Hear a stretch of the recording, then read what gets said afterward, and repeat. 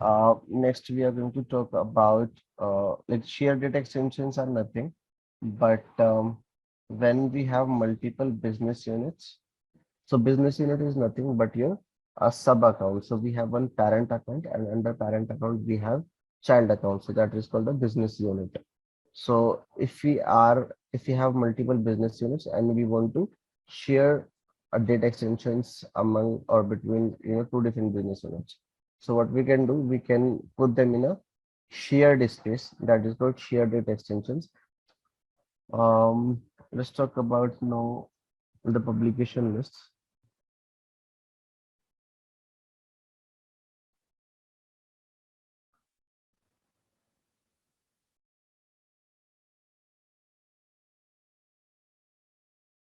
So publication list. Okay, let's understand this with the scenario that why do we need a publication list and how it works. So let's say we are talking about the Amazon.com, and whenever we sign up, it asks us for what kind of category that you are interested in. Maybe I'll choose, I am interested in electronics, or maybe a fashion or something like that, right? So accordingly, Amazon will send me the notifications, or maybe send me some recommendation emails that okay, these are the products you might be interested in, or something like that, right? But tomorrow, let's say I'm not more interested in the electronics and I don't want to receive the email communication related to the electronics products. Then how Amazon is going to tackle this situation, right? Uh, we saw that unsubscribe button at a all subscriber list level, right? So if somebody unsubscribes from the email communication, then like it is, a black or a white. So if the subscriber has opted in, so we are going to send them the email communication, and if the subscriber has unsubscribed, then we are not going to send any kind of email communication to them. So we don't want to do that, right? But what we want to do, that we want to send them the emails related to a particular category, and we don't want to send them the email which are related to some other category. So the answer is that the publication list. So here what we can do, we can have different publication lists, and the customers can opt in to a particular publication list in which they are interested, and then we are going to send them the email as per their preferences. So we'll understand this series with the live demo. So let me create two publication lists first of all. One is, let's say, Amazon Electronics.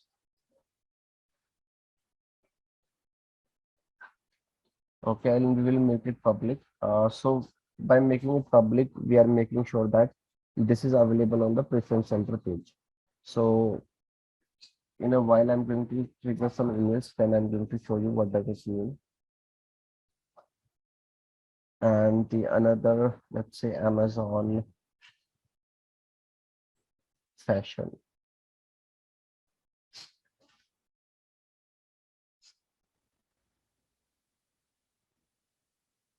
So these are the two different categories in which Amazon deals. And then what you want to do that you want to make sure that if the subscriber wants to receive the communication into the electronics, then only the electronics communication should be sent out to that particular customer. Or if somebody is interested in fashion, so they will receive the fashion. And if somebody is interested in both, so they will receive the emails in like from both the categories. Okay. Uh, so now what I want to do is that I want to trigger one email. So for that, let me duplicate this tab. So right now, okay, first of all, let me show you one thing. I'm going to create one email message that I want to send out. So how do we design the email, create the email? So that is something we'll be talking about in detail when we'll talk about the content builder. So for now, I'm just creating one daily email just to send this out. I'll create one folder.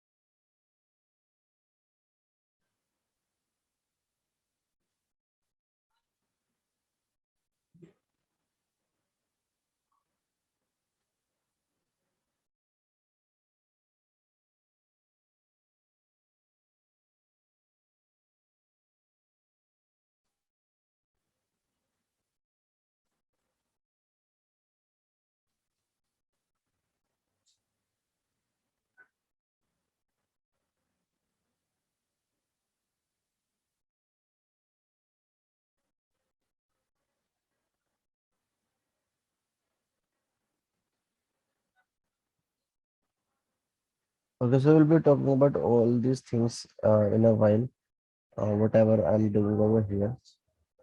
Uh, okay, so let me save this,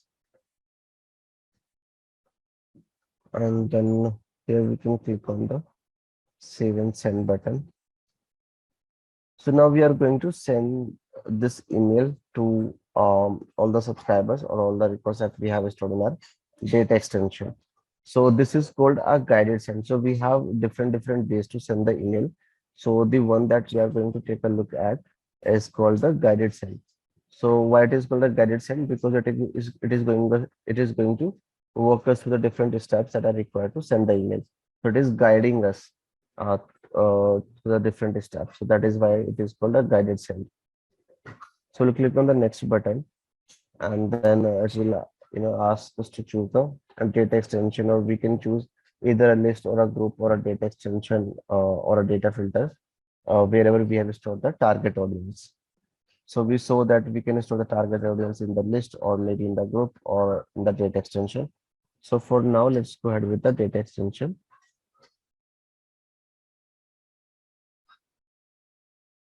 So this is the folder that we had created, and under this folder, we had created one data extension. But as you can see, we are not able to see the data extension that we had created in this folder, right? So the reason being is that we had seen one property, right, called is testable, is sendable. These two checkboxes.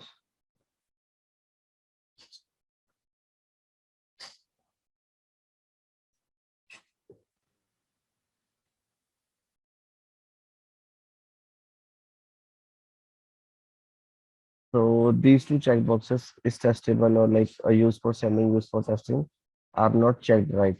So that is why that option is not visible over here. So whenever we make it used for sending, then only the data extension will start appearing for the selection. Now, if you will check this checkbox, then we have to select the relationship with the subscriber fee. So what does this mean? Uh, so right now, what is happening is that these reports are not the subscribers yet. Now, Marketing Cloud will take this responsibility to create a subscriber record in the all subscriber list. Because when we understood about the all subscriber list, we saw that uh, each and every subscriber that we have in our account has to be a part of the all subscribers list, right? Now we have not created these subscribers in the all subscriber list yet. So Marketing Cloud will create it. But now, whenever a new subscriber is created, there are two mandatory fields which are required to create a new subscriber. So first one is the email address, another one is the subscriber key. So the email address value will be taken care by this particular field. So whenever we are sending the email using a data extension, so that data extension should have one email, one field of data type email address. And this is how Marketing Cloud is going to determine that, okay, from which field I'm going to take the value of the email address to send the email. But let's say this could be a possibility that we have two different fields where the data type is equal to email address. So in that case, there will be an issue, and Marketing Cloud will not be able to identify the correct field which should be used to send the email, right? So we should always have the one field where data type is equal to email address. So Marketing Cloud is going to determine that, okay, this is the field with the help of the data type, and will take the email address value to create a subscriber. Now the other problem is that Marketing Cloud also needs a subscriber key value to create a new subscriber. Now what we need to do, we need to define any of these fields as a subscriber key whenever we check this checkbox. Okay, when we say use for sending, it means that these are the subscribers. These are not just the local reports, but these are the subscribers because we are using for the sending. Now, if we are using for the sending, then we have to define the subscriber fee. Now we can make any field as a subscriber fee. So what I'm doing, because first name can be duplicated for two different customers, but subscriber key is a unique key, right? It cannot be duplicated for two different subscribers.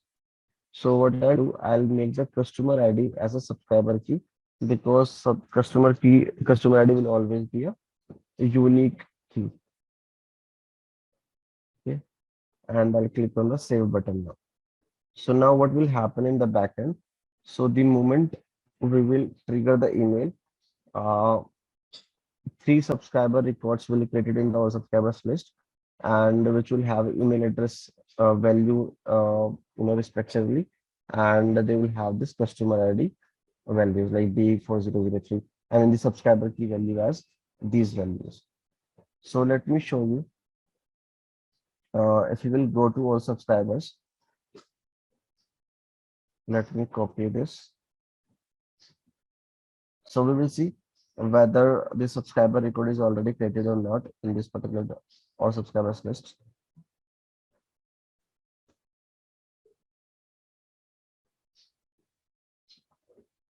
So we can search the subscriber with the help of a subscriber key, and let me paste this and let me click on find now button. So it will find me whether this record already exists or not.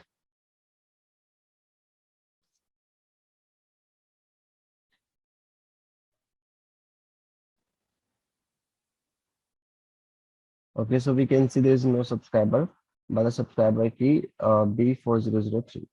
So now what we are going to do is we are going to trigger the email. Okay.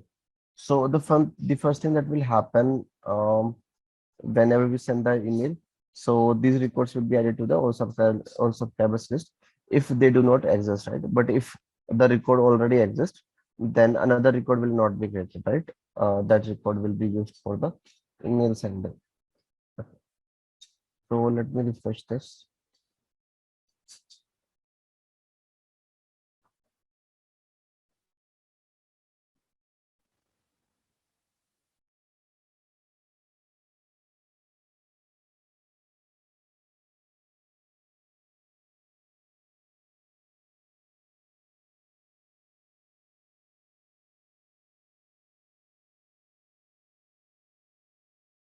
Now let me expand this. So now we can see this Amazon customers, and here we can choose the publication list. So right now we just created these two publication lists, right? And this has got zero records. So what I'll do, I'll click on the Amazon Electronics as a publication list, and then I'll send this email. So whenever we'll choose any publication list and the subscriber is not yet added, then marketing cloud will automatically add that subscriber for the first time. So we'll see that as well. So let me send this email first.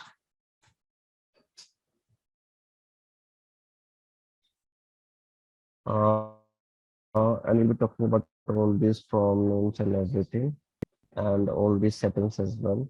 So for now, I'm just going to keep this as it is and click on the next button. I want to send this email immediately, and I'll click on the next button.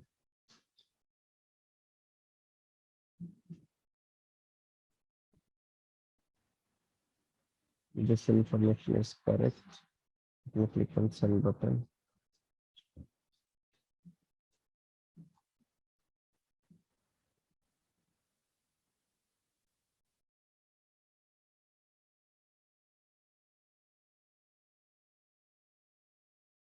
Okay, okay, so now the email is sent. Now we can see in the all subscribers list, we should be able to see that these subscribers are added.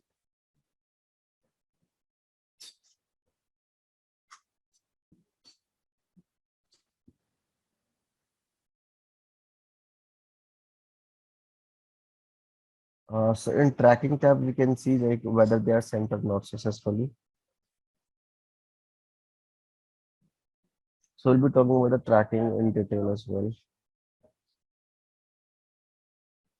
So it is in the progress right now. So once the emails are sent, we'll be able to see the reports have been added to the all subscribers list. Okay, so now it is complete, and three emails have been sent. So let's come to our subscribers.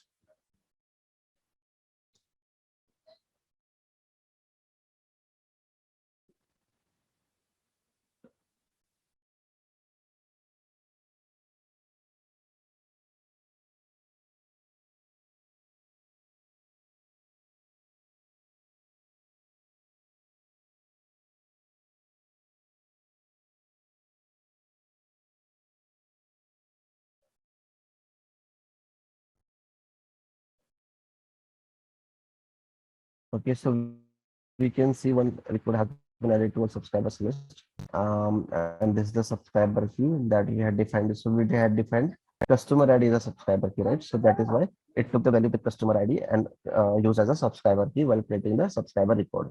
But let's say if we had used a first name as a subscriber key, then it would have taken first name as a subscriber key, and then we have created a subscriber key with the first name value. Okay. Similarly, it must have created all these three records.